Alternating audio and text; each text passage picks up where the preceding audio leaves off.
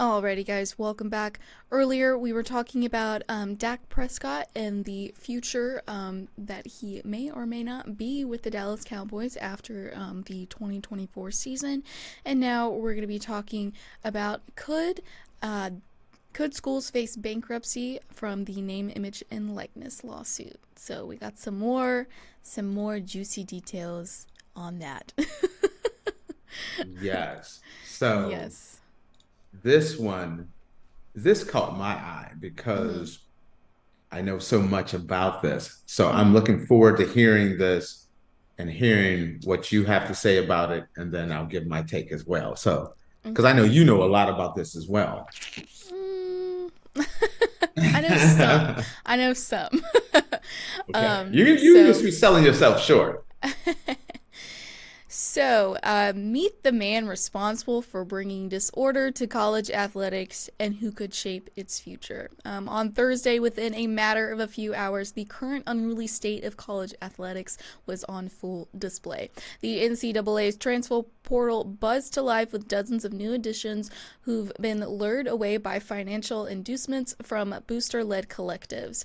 The state of Virginia passed legislation that defies NCAA rules by permitting its schools to directly compensate athletes starting July 1st. And finally, a National Association filed a third complaint with the National Labor Relations Board seeking to make athletes employees. Meanwhile, with an auditorium on campus of Howard University, the man who at least partially controls any future college athletic models, the guy perhaps responsible for bringing disorder to the landscape as well as determining a more stable future, took to the stage for a 90-minute panel discussion. Dressed in a dark suit and striped tie, Jeffrey Kessler peered through spectacles at the audience before him. Kessler, who is 69, is the lead attorney in what is shaping up to be the most revolutionary case in NCAA history, an antitrust lawsuit that seeks billions of dollars in retroactive monetary damages to former athletes for name, image, and likeness pay. The case has the potential to, for one, cost the power conferences and NCAA enough money that may fear bankruptcy, and secondly, topple all NCAA compensation rules related to name, image, and likeness. There is something else too. A settlement of the case could produce a future athlete compensation model that will shape the industry for years to come, possibly bringing structure and solutions to the landscape, likely to in the form of athlete revenue sharing. To do so, college athletic leaders need the approval of the plaintiffs and their lawyer. A possibility is that this all gets settled in our litigation, in which we agree on a new system with the NCAA. Kessler, co-executive chairman at the Power law firm Winston & Strawn, told the crowd at the event hosted by the Drake Group, which is an organization whose mission is to advance integrity in college sports. There are proposals out there by the NCAA president Charlie Baker to compensate the athletes. There are systems that could be negotiated as part of the settlement. That is up to the NCAA. They'll have to decide if they can actually agree on what it is, and then we have to agree on it. So, Okay. All right. What's your, give me, if you want to talk about anything before I start, go right ahead. Or if you want me to dive in, you dive I'm in willing. first, and then Okay. I'll add on to it afterwards. Okay. Everyone, remember the name Jeffrey Kessler. Okay. And I'm not joking. Mm-hmm. This is the man that can change college football forever. Mm-hmm. When we talk about the college football super league, sounds wonderful, right? Right. But what do I always say? It's never gonna happen. Mm-hmm.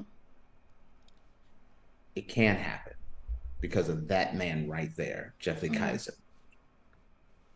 There are a number of universities that are terrified about these lawsuits. Mm-hmm. That's the reason why Oregon State and Washington State fought their butts off to keep the Pac-12 together, even though there's only two teams, Mm-hmm. and fought in court to ensure that they have a war chest set aside for Jeffrey Kessler. because these lawsuits, the NCAA's been losing one after the next one, after the next one, after the next one. But these lawsuits are not any ordinary lawsuits. These lawsuits are worth hundreds of millions, if not billions of dollars.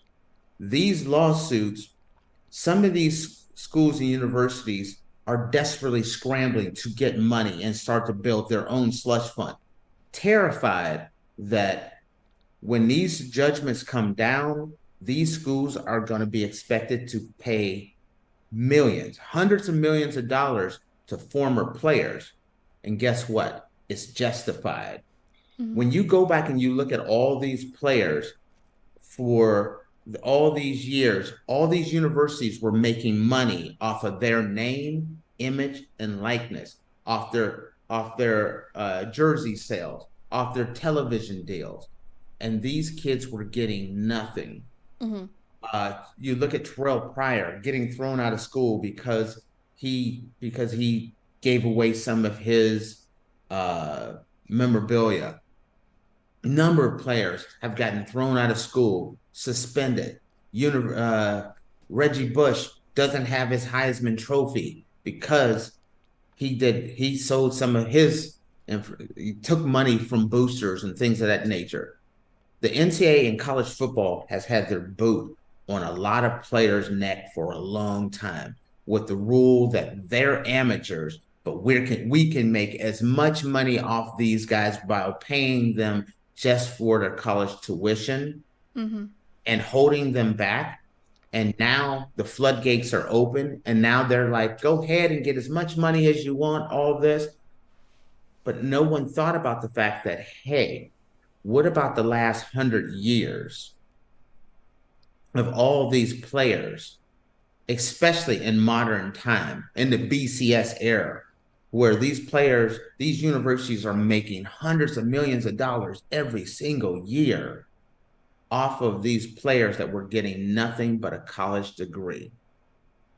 And the college degree is fantastic, but a lot of people are delusional. These kids came to your university to play football. So many of them had no interest in ever getting a degree. And guess what? The teachers and faculty and the chancellors all knew this, but they wanted the teams to play. The reason why Georgia spends so much money on football, the reason why Alabama and Texas and USC and Michigan and Notre Dame spend so much money on college football, because they invest in college football, invest in it because they're going to make a boatload back. Well, part of that boatload back is we have free labor. And so we don't have to pay these guys.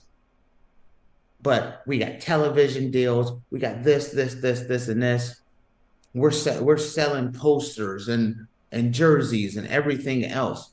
Well, all these kids for the last 50 years who were struggling. I remember there was a player, his mom, they accused him, I believe it was Dak. I mean, not Dak, but Dez Bryant. They accused his mom of being in the streets, and we'll leave it at that. While he was a top flight player playing in the Big 12, even if it's, let's say if it's true or if it's not true, I don't know. But his mom wouldn't have had to be in the streets if it is true, if he was getting some name, image, and likeness money. I've known kids. I had a friend of mine that I went to high school with that played at Ohio State. He came from an incredibly poor family. And so I knew the kid. I don't do drugs. I don't drink. I don't do anything. But this kid started selling drugs while he was down at Ohio State. And I know where his money was going because I'm from the town. He was shipping that money back home to help his mom pay rent and put food on the table. He got busted. He got thrown out of school. He didn't graduate. He didn't make it to the pros because he got thrown out. Maybe a guy like that maybe gets a little name, image, and likeness money, he doesn't have to do these kind of things. He can send home money to mama, take care of mom, get the bills paid, get everything going without all this going on. This is what this lawsuit is about. The reason why these universities are terrified is because I have seen so many different articles and things of people talking about it. No one thinks any college university has a shot at all of winning these lawsuits. They all think they're going to lose. Now, the reason why I start talking about why college football playoffs, the Super League is a possibility, because all these universities that I keep seeing are all worried they're going to lose this lawsuit and it's going to be massive. And the best option is, hey, why don't we settle this out of court? We set aside a large chunk of money to pay these guys out of court so we don't get the hammer landed on us. And we take in some of these things from the Super League where kids are able to get paid by the university and have revenue sharing and insurance. Because one of the things that's not talked about is college football players go and they play college football and they break their legs, they blow out their knee, they break their hips and shoulders and all this stuff. These are lifelong injuries that affect them for years to come. When they leave college, insurance is over. You're hobbling around. Hey, I played college, but I barely can walk nowadays. Now there's going to be insurance programs put in place. These kids are going to be able to make money, share in the revenue. The university will make their money, but not all the money anymore. This lawsuit is going to have to be settled, because if it is not settled, the judgment can be massive and it could put some universities in bankruptcy. There's a lot of the universities that work at a very fine line. They spend every penny they get and they haven't saved enough to pay. Majority of the universities do not have the ability, if they lose a massive lawsuit like this, to pay. Can you see why a lot of these universities are going to be willing to come in, talk to the lawyers and say, let's settle this, let's put in a structure so this never happens again, which means you're not going to get the whole college football Super League. But what has been done with the college football Super League, and that's one of the reasons why I talk about it, is because it's not what the program's going to be, but it is the blueprint of how college football is going to change. This lawsuit, they're gonna have to settle it and then adopt things for the future so that none of this ever happens again, which means you're going to have to pay players. You're going to have to give them insurance. You're going to have to work out a universal name, image, and likeness program so that the universities are protected and the players are protected so this never happens again. That's the reason why this guy is so important. Now, I'm not telling you, I'm not taking either side. So if you're listening to me, you think I'm taking either side. I'm just talking to you about the facts. The NCAA, every time they go to court, a judge looks at what they've done and like, this is absolutely wrong. And they've been losing lawsuit after lawsuit, year after year after year. And I have yet to see any university, any chancellor talk about this situation without worry on their breath, as they're worried that this is the one that's going, this is all the other ones were little cuts. This one is a hatchet to the head. And that's the reason why there's universities that are worried that they may have to file bankruptcy if this goes fully to court and a judge actually rules on this. It can cripple some universities. Yeah, I absolutely agree. And I feel like those universities are going to try and settle instead of going to court, because Abs- what's going to happen if they go bankrupt, you know? See, because there are some universities, there's some big time universities that can weather the storm.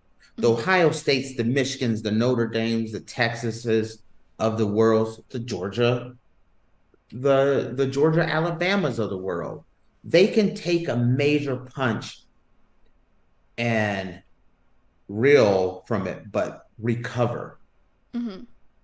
But what about the smaller universities? Right. The universities like the TCUs of the world, Mm-hmm.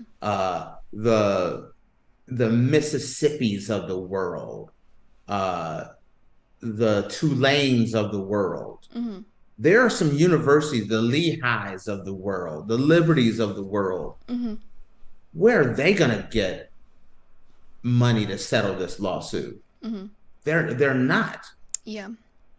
That's the reason why when you talk about this college football playoff negotiations and things, why these universities rolled over to the Big Ten and the SEC is because the alternative is, hey, we can't afford to not get a piece of this money. It's Mm-hmm. more money than we were going to get before, and we're terrified. This lawsuit is coming. Mm-hmm. What are we going to do? Right. So sums it up right there. Yeah, absolutely. All right, guys. Well, with that, we are going to take a short break. And when we come back, we're going to dive into our Keeping the Faith Feel Good story of the week. So make sure you guys stick around and we will be back in a minute.